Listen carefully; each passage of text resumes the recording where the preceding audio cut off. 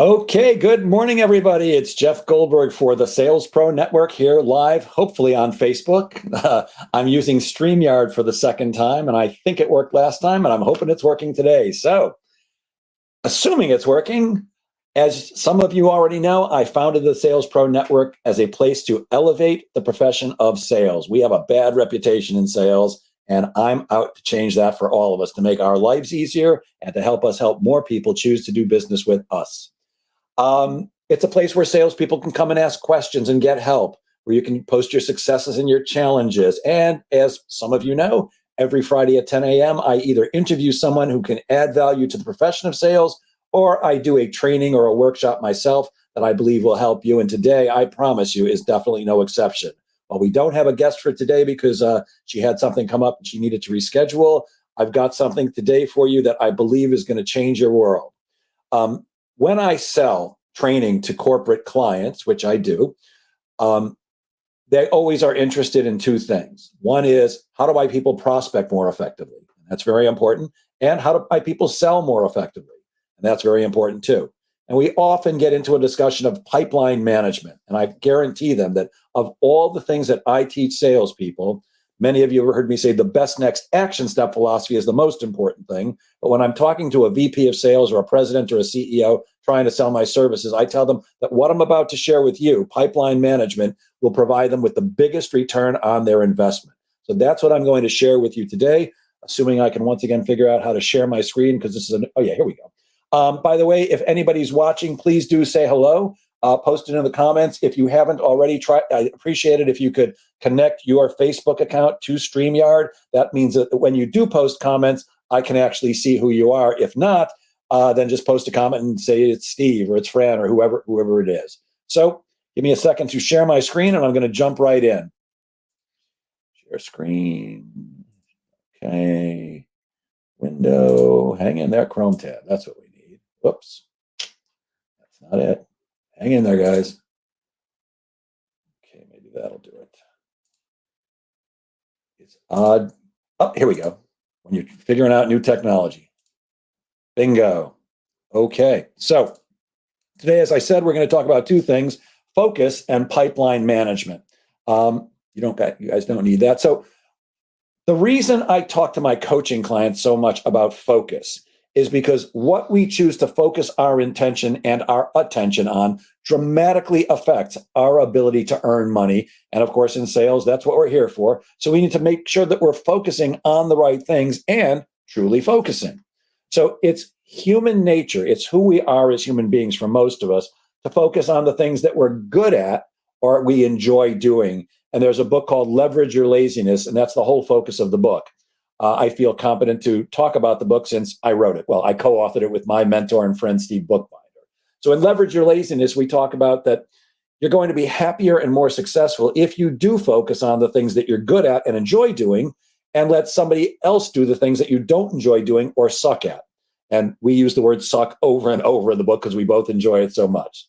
The reality of the situation is that pretty often what we're good at doing or what we enjoy doing is not necessarily what's going to produce income for us. So we really need to make sure that we're focusing on the things that will produce income. What you focus on, this is for what you focus on is what's going to be attracted into your life: money, health, whatever it is. And the fact is that for most of us, we have shiny object syndrome. We're looking for that next thing, the next thing in social media, the next thing in prospecting, the next big thing. And that's not always what's going to get us where we want to go. I came across this meme and I thought it was cute. The next big thing, fundraising in space. Well, we'll probably get there too, but that's not going to put any money in your pocket or my pocket today.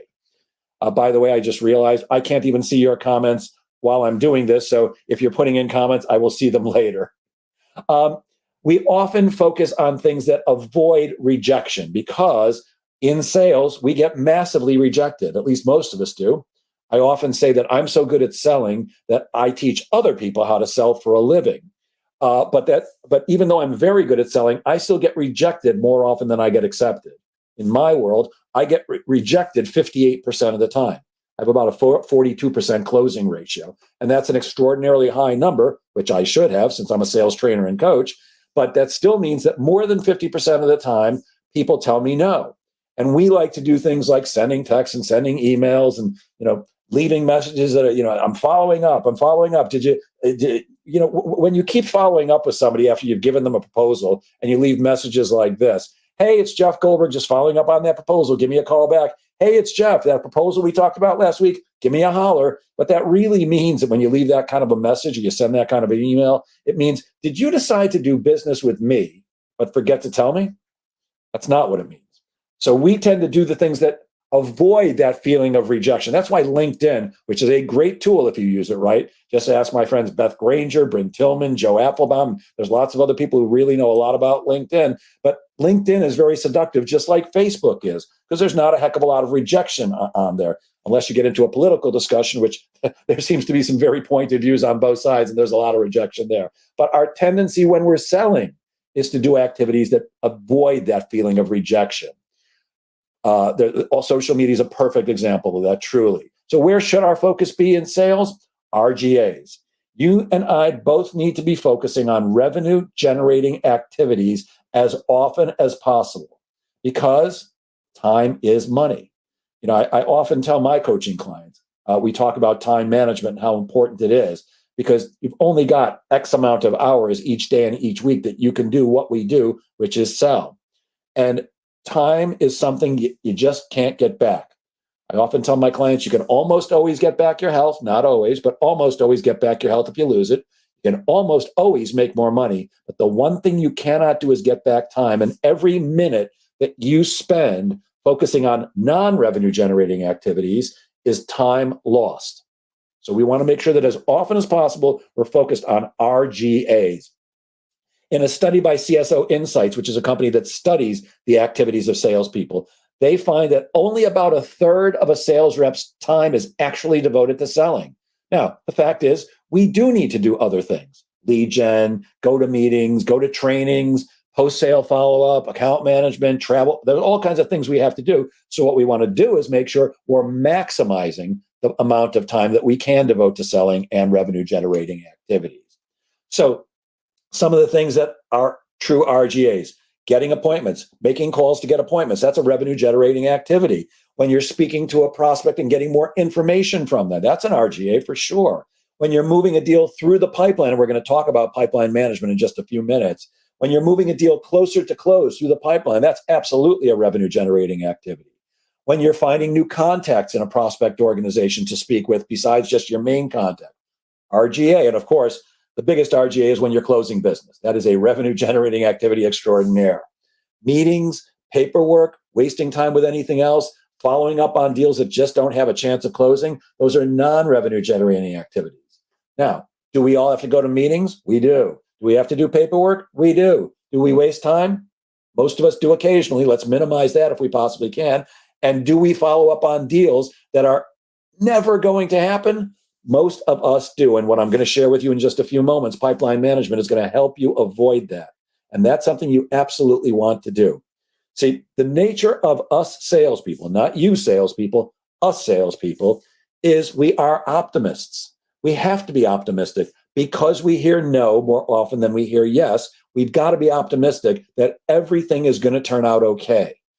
Because that optimism is what allows us to take the beating that we take every day when people reject us. However, that same optimism tends to blind us to when people are telling us no. Because quite often, when people say no, they don't come out and say it. They use a lot of other methods for saying no, like not returning your phone calls, not returning your emails. There's all kinds of things that a prospect does to say no, but we don't want to hear them. In fact, we actually avoid hearing them. In our mind, if they haven't shut the door on us completely by saying the word no, then we've still got a shot. Except in most instances, what those things mean are, I'm not doing business with you, at least not right now. And in sales, because we only have that limited amount of time, the smart sales rep is focused on the deals that are more likely to close or even most likely to close. And they put way less time and attention, if any, on deals that have zero chance of closing or a little chance of closing. So there are two key concepts that I share with my coaching clients all the time. The first one is focus. And I think I've spoken about this before in previous videos, but it's worth repeating. Focus means you do one thing at a time.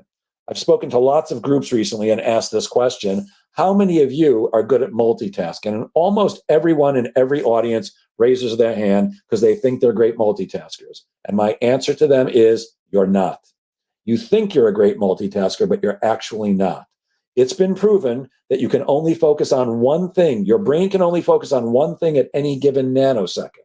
And when you try to focus on more than one thing at one time, what happens is both things suffer. And your brain has to go back and forth, back and forth. I'm driving, I'm talking on the phone, I'm doing my ironing and watching the TV. Now, do I iron and watch TV? I do. But I can tell you more than once, I've come pretty damn close to, burning myself. Now, I don't do a lot of ironing because that's not a revenue generating activity, and I can take shirts to a dry cleaner. But every now and then you need to, get some wrinkles out of a shirt or a pair of pants or something like that. So I do. Multitasking, the only thing I found is I can sleep and I can travel. I can be on an airplane and sleep because I'm pretty good at sleeping. So that's multitasking. But for the most part, I advise every client I have, focus on one thing at a time and give it your full attention. You're way more likely to be successful at that task than if you're trying to do 2, 3, or 5 things at once. And the other word is velocity. Focus and velocity. We need in sales to put our efforts on working as fast as we possibly can without being careless. There's a saying in woodworking, which I use a lot, which is measure twice and cut once. And if you can take a look at the picture at the bottom of the screen, you'll see that this person obviously did not measure twice because they left off the E in twice. So the reason that carpenters say measure twice and cut once, let's assume you're framing a window, which I've actually done. If you measure once and make a mistake, and then you cut the piece of wood and you walk over to the window and you try to put it up on it and you find it's too short, you're screwed. The wood is shot. You can't cut a piece of wood longer once it's already been cut. So that's why you want to measure 2 times and then cut once, because you're more likely to have a successful measurement and do things the right way. So what I advise my clients is focus on one thing at a time and do it as fast as you possibly can without cutting your fingers off. I don't want you to make mistakes. I don't want you to be careless. But my experience in coaching salespeople is that quite often they act as if there's always tomorrow. And there is always tomorrow, but my goal is I want to accomplish as much as I possibly can. In fact, I don't want to. I'm committed to accomplishing as much as I possibly can each and every day. That's what makes me money. I work as if I had a boss watching me every second, and I don't have a boss. I've got an ex-wife, I've got an accountant, I've got lawyers. Those people want me to make money, but I don't have a boss. I'm my boss. It's Jeff Goldberg and Associates. I like being my own boss. But when you have a boss, somebody you're accountable to, we tend to work faster. And if you have a boss and you're not working as fast as you possibly can without being careless, or if you don't have a boss like me and you're not working as fast as you possibly can without being careless, I think you're making a mistake. Focus, velocity, use both. So how is it that we actually put our focus and attention on the right deals, the ones that are more likely to close, rather than chasing every deal equally? Because I can promise you this, in almost 48 years of selling, working with salespeople, managing them, coaching them, and training them, I find that most salespeople treat every opportunity as if they are equal. All deals have an equal chance of closing. And I'm here to tell you one thing for sure. They don't. Your opportunities that you're working on right now are not all equal. And if we're going to be more effective at selling and generating revenue for our companies and for ourselves, of course, we need to have some system for figuring out what deals are more likely to close, what's the likelihood of them closing, and how do I move them forward more quickly? And pipeline management is what does that for you. So you have to understand that prospects use a lot of words and a lot of methods to say no to you, and I just went over some of them. Not returning your emails, not returning your phone calls. All those things mean no, at least for right now. Now, that doesn't necessarily mean you give up, but you want to make sure you're focusing on the ones that are more likely to close rather than the people who are not cooperating. Top salespeople, top earners in every organization I've ever worked with as an employee, as a manager, or as a coach and trainer, those top people, they minimize the amount of time they spend chasing business that's not really there, and they maximize the time on doing business with people who want to do business with them. So this is what the pipeline management system actually looks like. You don't need to worry about this now. I'm going to show this to you again later, but this is what it looks like. You can see it's a modified Excel spreadsheet. Many CRM systems, and for those of you who aren't familiar with that term, that's customer relationship management, CRM. That's a type of software, which if you're not using one now, I urge you to start using one immediately, because that's a great way to stay organized and stay on top of things. Many, if not most systems, will allow you to put something like this right in the system so you don't have to do double work. So for example, Salesforce, which is one of the most famous CRM systems, you can easily do this in that. I happen to use a CRM called Pipedrive, which makes this incredibly easy. If not, you can use an Excel spreadsheet like this. And by the way, for anybody who's viewing this either now or on the replay, all you have to do is email me and say, hey, Jeff, please send me the pipeline management sheet. I'm happy to send you a copy for free. The only thing I ask is that you use it internally at your company. Don't be posting it on the internet. Don't be sharing it with other people outside the company. I trust you guys. This is how I make my living, though, so I'm not looking to have it posted all over the internet. So what we have to figure out is, if sales goes from 0 to 100%, and it does, then how do we figure what's the likelihood that a sale is going to close? So 50% means we're halfway to the sale. And this becomes the crucial definition that we have to understand. How do we decide when a prospect has a 50-50 chance of closing? So on the left side, we've got 0% chance of closing. And on the left side, we have suspects, we have leads, we have referrals, we have things like that. What we don't have is prospects. And when I'm actually doing this training live for people, and I ask salespeople what would be at 0%, they almost always say prospects. That's not right. And I'm going to tell you why in a moment. I'm going to give you a definition of a prospect that's going to make that clear. But at 0%, that means there's no chance of somebody being closed, because it's got a 0% chance of closing. And that's where we have leads and suspects and referrals and other things like that. I'll get more into that later. On the right side, at 100%, that's closed business. So the crucial definition, sorry, allergy season is killing me. I think there's a sneeze. No sneeze. It'll come in a second. The crucial definition, sorry guys. I actually had to cancel an interview that I did with somebody yesterday because my eyes were killing me. It's that time of year. Anyways, the crucial definition is, how do we define when somebody has a 50% chance of closing? So the 50% criteria work like this. By the way, I wish I invented this system. I didn't. The guy who I used to work for didn't, and it's brilliant. So the first criteria for saying a deal has a 50-50 chance of closing is you've got to be speaking to the right person or the right people. The question I always ask audiences is who are the right people? And the only answer that's right is decision makers. If you're speaking to a decision maker, your deal has a 50-50 chance of closing. If you're not speaking to a decision maker, you probably don't have a 50-50 chance of closing. Yes, in the real world you might, but not according to pipeline management. And I don't want you to live in the real world when it comes to judging your deals. I want you to live in the world of pipeline management. It's a system that will help you close more business, I promise. So you're either speaking to a decision maker or an influencer. And I have a very strict definition for what an influencer is. In the world of pipeline management, an influencer can't sign a contract, can't sign a check, but can get a positive reaction to whatever they want to do. They can always get the check signed, the check written and signed, or the contract signed. So in essence, they are the decision maker, even though they're not really. And an example of that would be when I first started working with Optimum Lightpath. Phil DeCabia, a great guy, was the senior vice president of sales. I dealt mostly with a guy named Jerry Folomio, another great guy who was a VP of sales.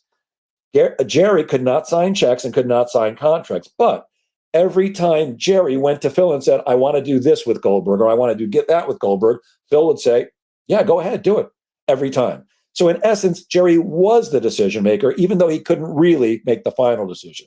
So in order to consider a deal of having a 50-50 chance of closing, you've got to be speaking to the right person or people, a decision maker or an influencer. And you have to have had a meeting with them, or at least one, and correct information, valid information has been exchanged. You've gotten lots of information from them. If not, it doesn't have a 50-50 chance of closing. Not like a bad thing, not like a right or wrong thing, just like an accurate thing. And in the pipeline management system, you want your pipeline to be accurate. The second thing is you've got to be presenting the right proposal or the right solution. And I always ask audiences, how do you know if you're presenting the right proposal or solution? Because unless you're crazy, when you write a proposal, you think it's right.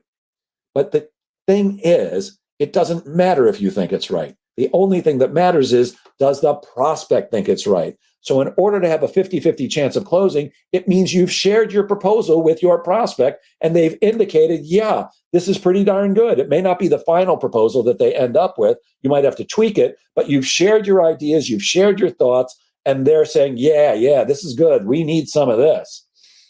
The next thing is you have to have discussed the price, the fee, the rate, the term, something like that. You've got to have the right price. So you got to have the right person, the right proposal, and the right price. How do we know if the price is right?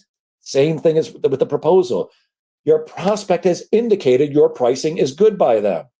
So if I'm, again, I can't see if any of you are on or not, but I'm going to take a wild guess that my friend Steve Kent is here. And if I'm trying to sell to Steve Kent, if I'm selling a consulting engagement, and I go, Steve, the investment for this is just $60,000. And Steve goes, oh wow. I have a standard joke whenever somebody does that. I always go, too low? And they always laugh and go, no, too high. Well, my next question will be, how too high am I? How far off am I? And if I said 60,000 and Steve goes, I was thinking 10,000, can't have a 50-50 chance of closing. There's too much gap between 10,000 and 60,000. Now, if I said the investment is just 60,000 and Steve goes, I was thinking 55, that's close enough. I'm going to give that a 50-50 chance of closing because I know I can either show you $5,000 more value for Steve that he'll want to go for the 60,000, or I can take something out of my proposal and get the price down to that 55, which he wanted to do. You're presenting to the right person with the right proposal, and you've discussed your pricing that indicated you're close at least. You're either on the money or you're close. The fourth thing is they have agreed to give you a decision by a certain date. A decision-making time frame has been discussed, and they've said, yes, we'll give you our decision by Friday, Tuesday, May 5th, whatever it is. So right person, right proposal, right price, a definite date when you're going to get an answer. The next thing is the sale has to be occurring within your average sales cycle. Now, anytime I slow down and say something like that, average sales cycle, it's because it's something really, really important. Not that all of this is not important, but when I slow down, it means I want you to listen and really pay attention. Every sale has an average sales cycle. Whatever it is that you're selling, you as a sales rep have an average sales cycle. It's not the same sales cycle as everybody in your company, most likely, but you have an average sales cycle. So I'm going to give you an example of when I'm selling sales training. As most of you know, I sell sales coaching, sales training. I also outsource sales management, and I sell sales consulting. But let's just talk about training for a moment. When I'm talking to a vice president of sales or a CEO or a company president about doing training for them, I have an 8-week sales cycle. How do I know that? It's very easy to track. That's one of the easiest metrics to figure out what's my average sales cycle. And I can teach you guys to do that if you want. Really, really simple. So I have an 8-week sales cycle. The reason that's important to know is because in that 8 weeks, deals have an approximately same chance of closing. But once I exceed the 8 weeks, once you exceed your average sales cycle, you have a statistically lower chance of closing the deal. I'm going to repeat that because it's a lot to get. Once you exceed your average sales cycle, your deal has a statistically lower chance of closing. In other words, in my sales cycle for selling sales training, when I get to 8 weeks and 1 day, it does not look as good as it did the day before. 9 weeks would be worse. 10 weeks would be worse. 40 weeks is worse. That doesn't mean that after 40 weeks, somebody won't choose to do business with me. It just means it's way less likely that somebody's going to make the decision at 40 weeks than if they made it within the 8 weeks, which is my average sales cycle. So it's important, if we're going to use pipeline management, to understand what our average sales cycle is.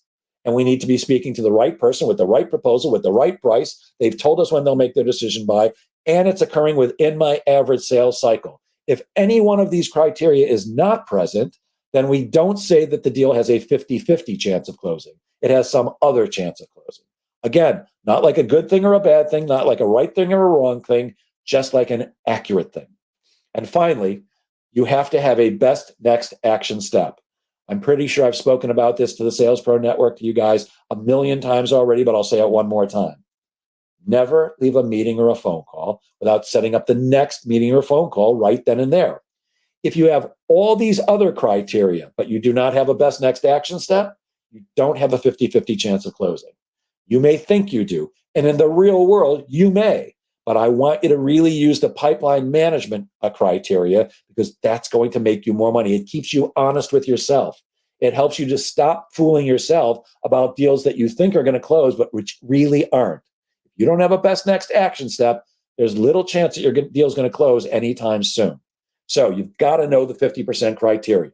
Now, the rest of these are much easier and much quicker. So at 50%, we're talking to the right person with the right proposal, with the right pricing, that we have a decision date, it's happening within our average sales cycle, and we've got a best next action step. To say something has a 90% chance of closing, we say that you've got a COD, you've got a contract on desk. If you've submitted your contract to somebody, and maybe your contact has to take it to the president of the company so that she can sign off on it, or maybe the legal department has to look it over and they'll get back to you with a bunch of red marks in there, and you'll have to change it. At 90%, you've got contract on desk. At 90% chance of closing, you've received a verbal agreement that this company is going to do business with you. They've shaken your hand, whether literally or not, and they've said, "Yep, we're going to go forward with you."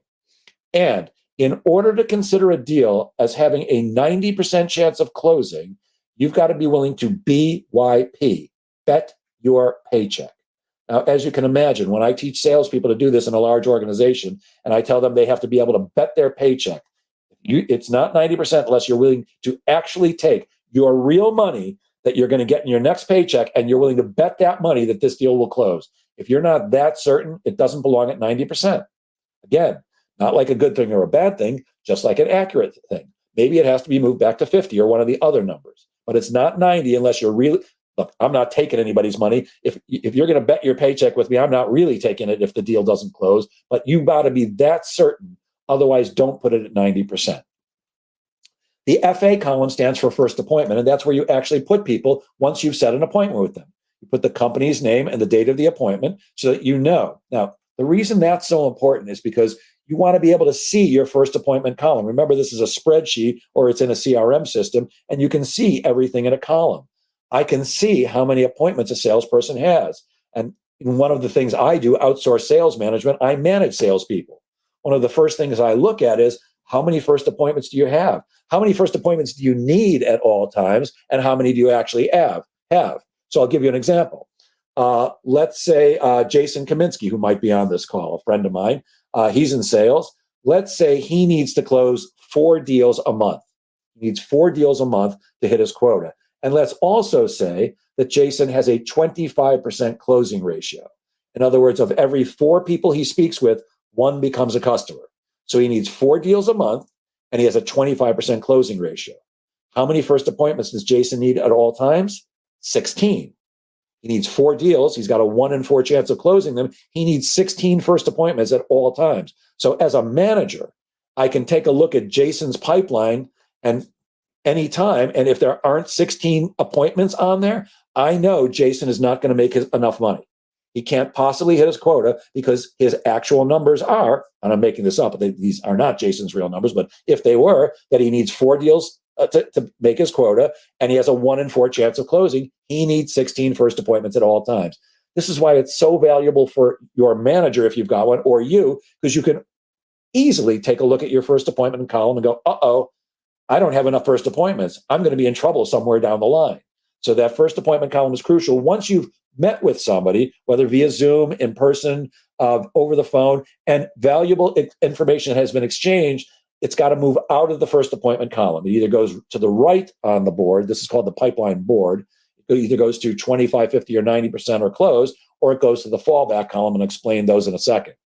25% chance of closing, that's a holding pattern. That means you've had your first appointment, but 1 or more of the 50% criteria are missing. So maybe you've had your first appointment, you've gathered valid information, you're speaking to the right person, maybe you've shown them your proposal, but you haven't discussed pricing yet. Or you've discussed pricing, but they haven't given you a decision date yet. Or you've exceeded your average sales cycle. Well, at that point, we say it has a 1 in 4 chance of closing, according to the pipeline management system. So the 25% column is not a bad thing. None of these columns are a bad thing, by the way. What we all want is for everything to be in the 100% column, because that means we've closed the deals. But that's not the way life works in sales. Sometimes you have people at 25, 50, or 90. Sometimes they're at fallback, which I'll explain in a moment. But you got to be accurate with where they are. And by the way, when I work with companies over time, we always start out with these numbers, but sometimes we change them. Sometimes 90% is actually 85%. Sometimes 25% is 30%.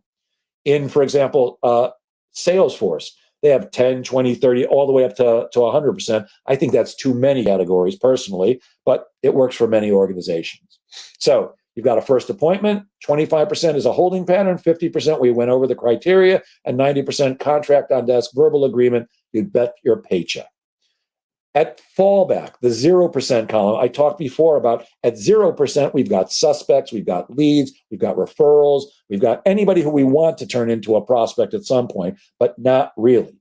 The way we use the fallback column is we had somebody at either 25, 50, or 90%, but for whatever reason, whatever the reason is, we can't get a best next action step. If you can't get a best next action step, in other words, the person will not agree to meet with you, whether on phone, Zoom, in person, or any other way. If they won't meet with you to continue the discussion, at that point, you have a 0% chance of closing the deal. Now, in the real world, you may have a 50% chance of closing or some other number. But in the pipeline management system, if you don't have a best next action step, you have 0%. 0% chance of closing that deal. Now, I often get asked at this point, so fallback is a bad thing. You don't want things to be at fallback. It's not a bad thing. You don't want things to be at fallback, but my experience is that the best salespeople who use a system like this, they always have a lot of stuff at fallback because they've got a lot of prospects they're working on at all times.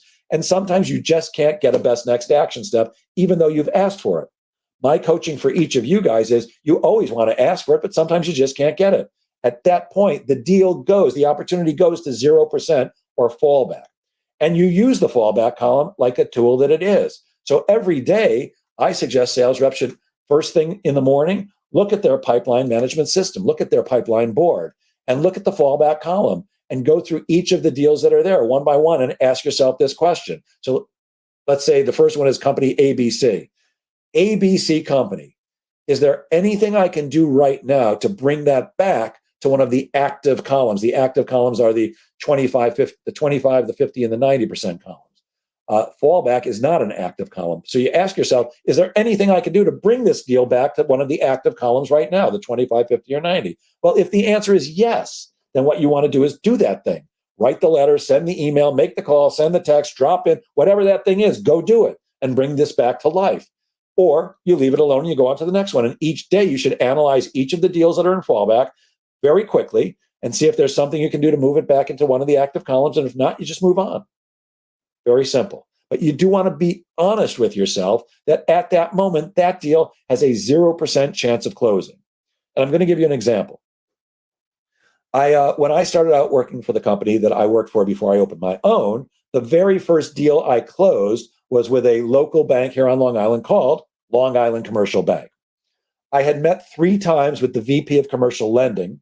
And at the end of the third meeting, he said, Jeff, we're going to move forward. This is great. This is exactly what I'm looking for. I had a verbal agreement from him. I stood up. We finished the conversation, and I stood up and I had my jacket on and had my briefcase with me, and I was at the door. And he said, oh, you know that there's just one more thing, Jeff. I need you to meet with Doug Mandich. Now, I had no idea who Doug Mandich was. I certainly do now, who he was. I know who he is now. He's a great guy, but I didn't know then. And I turned to my prospect, whose name was Mel, and I said, Mel, who's Doug Mandich? And he looked at me like I had 3 heads, and he goes, Jeff, he's the president of the bank. And inside my brain, I'm going, oh, you idiot. You didn't know who the president of the bank was. That was a mistake. So I said to Mel, wow, I guess I should have known that. I'm happy to meet with him. I just need to ask you a question. Is this a seal of approval, a rubber stamp meeting, or is this I've got to start from scratch and start selling all over? And Mel looked at me and immediately said, no, seal of approval. I said, oh, that's great. I just have one other question. Is this a seal of approval meeting, a rubber stamp, or am I starting from scratch? and this is literal, by the way. I often exaggerate a story to make a point. This is literally what happened. Mel said, you just asked me that question. I said, yeah, but I should have known who the president of the bank was. So I just want to make sure. Am I starting from scratch, Mel, or is this just a rubber stamp? And he said to me, Jeff, in the entire history of the bank, we have never, ever invested in sales training. And you're asking for a bunch of money. And it was a pretty large deal. He just wants to meet the guy who we're handing this money to. So in my head, I said, well, I don't look too horrendous. I dress reasonably well, at least back then. You know, in COVID, I'm wearing a t-shirt and I'm wearing short sleeves, and I'm pretty damn happy about it because it's warm out today. But I had a suit and tie on. I dress reasonably well. I speak reasonably well. And here's my contact saying it's just a seal of approval. I said, terrific. And he walked me down the hall to Mr. Manich's assistant and had her set an appointment with me. Now, this was on a Friday, and she set an appointment for me to meet the president of the bank the following Tuesday. I went home, and on my pipeline management system, I put the deal at 90%. While I didn't have a contract on desk, I did have a verbal agreement, and I was assured that this was just a rubber stamp. So I was willing to bet my paycheck on it. In fact, I was so willing to bet my paycheck on it that I told my wife at the time that I'm just about to close a big deal. I'm going to meet with people Tuesday, and we're going to close my first deal here at this company, and it's going to be a big one. And she asked the question, which she used to love to ask, which was, how much does it mean to us? And I gave her the number, and she went out the next day and bought a pair of Gucci loafers. She loves expensive shoes that have square toes for some reason. That never attracted me, but she loved them. That's how convinced she was that the deal was going to close. Now, on Monday, I received a call from Mr. Manich's assistant who said, I'm calling because you have an appointment tomorrow with Mr. Manich. And in my mind, I'm thinking, oh, great, she's calling to confirm.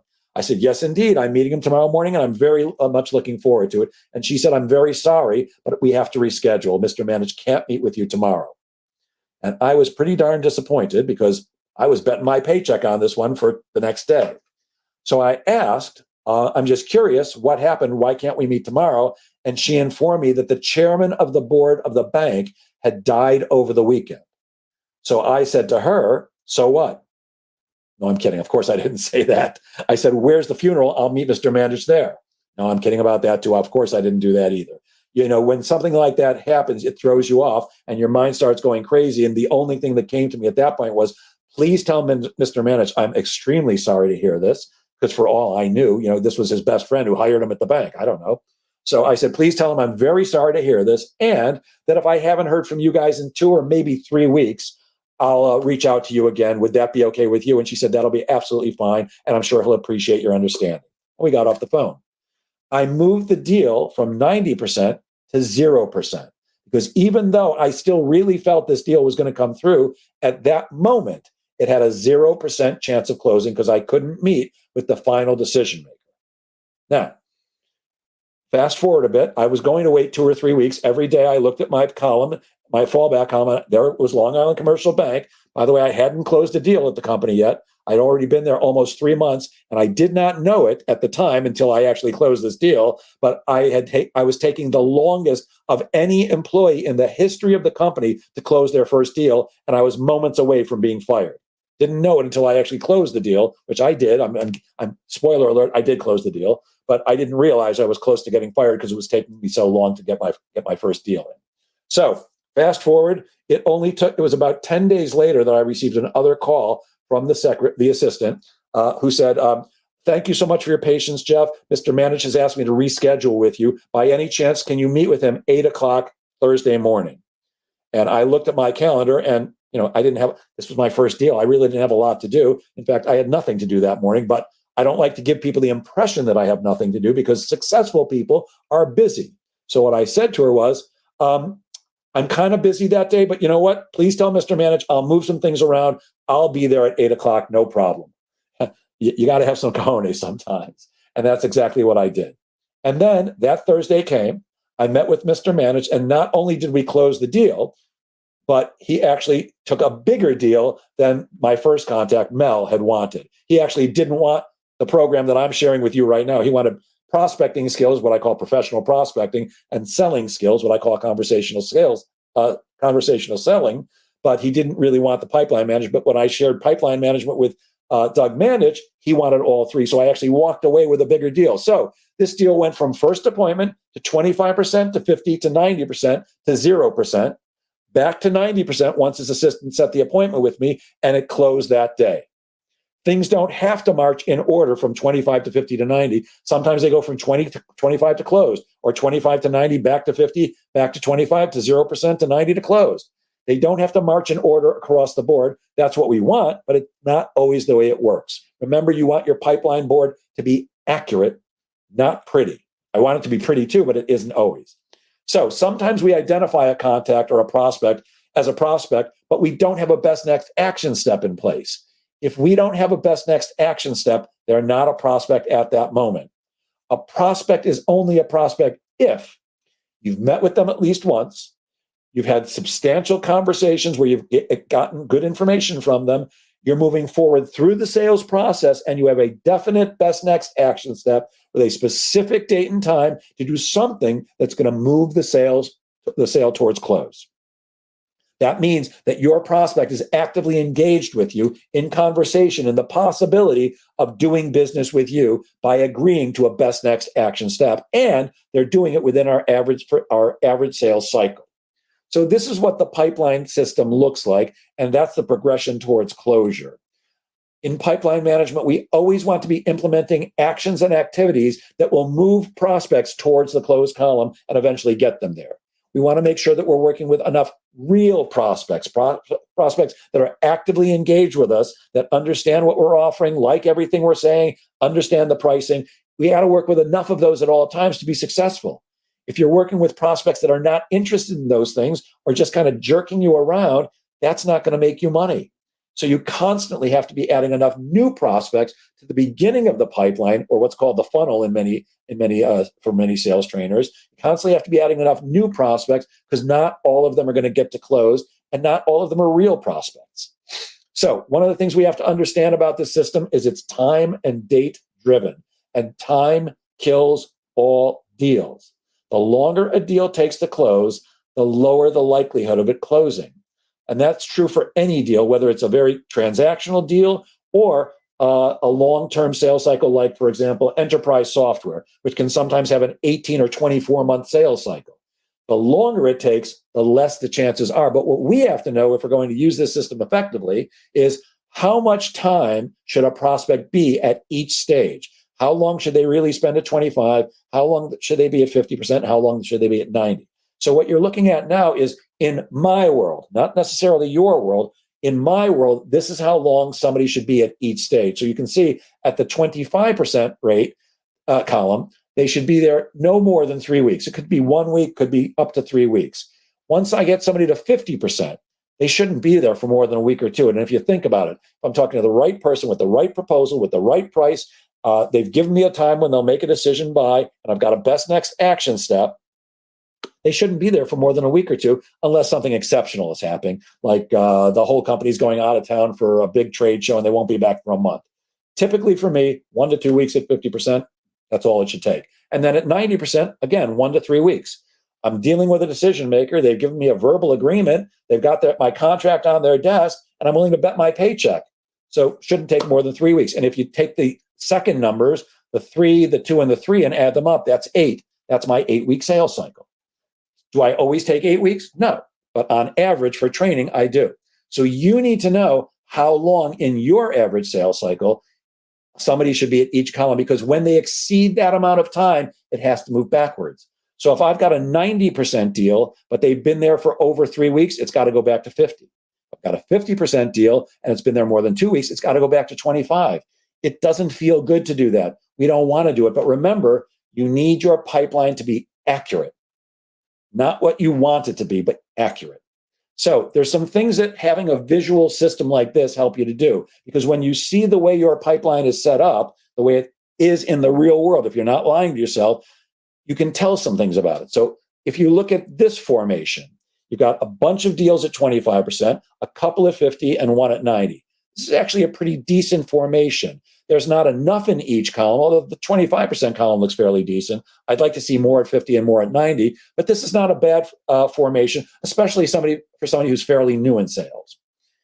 This is not a great pipeline. we've got 4 deals at 50%, and 2 at 90, but we've got nothing at 25%. So we might be closing some deals fairly soon. In fact, we've got 2 of them that have a 90% chance of closing. Now, remember, at 90%, they still have a 10% chance that they're not going to close, but we're pretty likely that those are going to close. 50%, we're probably only going to close 2 of those because they've only got a 50% chance of closing, and I've got 4 of them there. But I've got nothing at 25%. What that means is, in my 8-week sales cycle, in 8 weeks, I'm out of business. I'm looking good for the next 2 to 4 weeks, but in 8 weeks, I've got nothing. I can't possibly close business in 8 weeks because there's nothing at the beginning of the pipeline. What could account for this? Vacation. If you go on a vacation and you don't do the smart thing, which is double up on your prospecting a week or 2 before vacation, so you got plenty to do as soon as you get back. But you might have gone on vacation and not done that, so you got nothing at 25. That's not a good thing. This is the pipeline formation that almost every salesperson wants. Look at how much I'm going to close, boss. I've got 8 deals, eight deals at 90%, 8 or 7, something like that. You know, when you get old like me, you can't see things even with glasses. It looks like 8 to me. But I'm going to close a bunch of stuff very soon. I've got 4 deals at 50%. So sometime in the next probably 2 to 4 weeks, I'm going to close at least 2 of them, but I've only got 1 at 25%. This is called weighting, WEIGHTED. ING, weighting the board to the right. This is what we think we want in sales, but it's not. It's good in the short term, not good in the long term. This would be a good formation for somebody who's brand new. They've got nothing at 90%, so they're not going to close anything soon, but they got a pretty decent 25% column and at least 2 deals at 50%. This is what we call pending-itis. This is a salesperson who's pretty good at getting people halfway there, but they can't pull the trigger. This is a salesperson who typically has to bring in their manager to help them close deals. Not horrendous, but not really what you want. This is what we call the imaginary board. This is what we all want. We want each column completely filled up with lots and lots of opportunities. It's just not usual. This is what we want. The imaginary board or the ideal board is what we want, the pipeline, but it's not really typically that. This is what we call the ideal formation. This is what you want your pipeline to look like. The perfect pipeline looks like a triangle on its side with the base at fallback and the point at closed. Think about it. First appointments don't always go to 25% because sometimes you meet with somebody and there's no possibility. 25% deals don't always make it to 50, 50s don't always make it to 90, and 90s don't always make it to close. This is what, when I'm looking at a pipeline, when it looks like this, I'm a very happy manager or a very happy coach because this means you're doing things right. Does my pipeline always look like this? Absolutely not. But I strive to make it look like this. And one of the great things about the pipeline management system is if you're using it, like I said, every morning you want to look at your fallback column and strategize on how you can move things back to the 25, 50, or 90. But Friday, before you leave for the day, before you plan your next week, and before you leave for the day, you should be asking yourself this question. How close is my pipeline to the ideal formation? And what would I have to do in the next 7 days to make my pipeline look closer to the ideal formation by next Friday? Very powerful stuff. Always ask yourself, how close am I to the ideal formation? And what do I need to do to get myself there? So this is what the pipeline management system actually looks like. That's a blank one. I showed you a filled in sample before. It's got the definitions here up at the top for each of the steps. And the cool thing about this is this will give you a fairly accurate forecast. Most companies, when I walk in and I ask a VP of sales or a president or a CEO, how good is your team at forecasting? They'll shake their head just like I'm doing right now. We can't get an accurate forecast to save our lives. And there's a reason for that. Because the way most people forecast is they take the value of all the deals in their pipeline, they add up those numbers, and that's what they're forecasting. But that's not the way life works. So here's a filled in sample. This is not my real pipeline. This is just a bunch of numbers and names that I put in there just as an example. So if you look here, I've got 5 first appointments set up. I've got 4 deals at 25%. Now, if we add up the 225,000, 123 and change, 45 grand, and another 23 and change, that adds up to $417,243. At 50%, I've got 4 million and change. And at 90%, I've got almost 581,000. And the way typical salespeople or typical organizations forecast is they add up those three numbers and they say that's what we're going to close. But that's not true. If you've got a deal at 25%, for example, this Chase Bank deal worth $225,000, it's not worth $225,000 because right now it's only got a 25% chance of closing. So it means that deal is worth 25% of $225,000. And the way this spreadsheet works, like any simple spreadsheet, is it adds these up and multiplies this number by 25% to give you the weighted number. And that's what you're looking for. So you take the weighted number at 25%, the weighted number at 50, and the weighted number at 90%, and you add those up and you get the total weighted value of your pipeline. And what this would tell me, if this was really my pipeline, which it's not, I wish it was, it says that in the next 8 weeks, my average sales cycle, I can expect to close $2,800,000 in change. That would be a really nice thing. I might never speak to you guys again if I was making $2 million for myself in the next 8 weeks. However, I'm not, so we'll keep on talking for a while. But that's the brilliance of this system. The other thing that this does for you is you need a manager, a coach, or an accountability partner that you get together with once a week and you discuss your deals. Now, here's the brilliance of this. This is the most important thing that this thing does. It gives you time management because you're going to focus on the deals that are more likely to close. It gives you an accurate forecast, and it helps you strategize deals forward towards closed. And you need somebody else to do that with you. So, for example, when I'm a coach or I'm a manager, let's say Fran, who may be watching down in Texas right now, let's say I'm Fran's coach, and I'm going through the deals in her pipeline. And I'm going to ask her questions about each one. So if this was Fran's pipeline and she was going to be talking to Siemens, I would be asking her questions about what did she do previously with them? How long has she been speaking with them? But most importantly, when's your best next action step and what's your plan? And at that point, Fran would tell me, here's what I plan to do at the next meeting. Now, I might say, Fran, that's exactly what I would do. Or I might have advice for Fran that she hadn't thought of. Not that Fran's stupid. She's not. Not that she's not a good salesperson. I'm sure she is. But Fran thinks in a certain way. Fran lives inside a box. We all do. Me too. There's a phrase that I've often said I don't like. Think outside the box. I like the idea of thinking outside the box. I just don't think most people can do it. There are some people who are out of the box thinkers. Not most of us. Most of us live inside a box of our skills, our experience, our training, everything that's brought us up to this moment. So for me to say, Fran, I want you to think outside the box on this one, I'm being unfair. She can't think outside her box, but I can think outside Fran's box for her, or she can think outside my box for me. Any of you guys, even though I'm a professional sales trainer, I'm an expert at this. You could discuss the deals that I'm working on right now and probably give me ideas that I hadn't thought of for moving them forward. I'm going to give you a quick example. When I first saw the system being taught and used, I was watching the guy who turns out to be my mentor now, actually teaching it to a class of people. And we used to bring people up to the front of the room and actually go over the deals in their pipeline and discuss each one. And Steve is his name, Steve Bookbinder. He brought somebody up to the front of the room and he's doing what we call running the board, going through each of the deals. And he asked the guy about a particular deal and what he was going to do next. And the guy told Steve what he was going to do next. Now, I'm on the side where people can't really see me, being unobtrusive and just taking notes because I'm learning how to deliver this training at that time. And the guy told Steve what he was going to do next. And Steve said, that sounds good, but did you think of this? What about if you invited a happy customer out to lunch with this prospect and let the happy customer say nice things about you? What if you let the happy customer do the selling for you? Now, at that point, I'd been in sales for like 29 years or 30 years. And I sat on the side and I went like this. Holy crap. I never once thought of inviting a happy customer out to lunch or dinner or breakfast with a prospect and let them do the selling for me. It just never occurred to me. It was outside my box.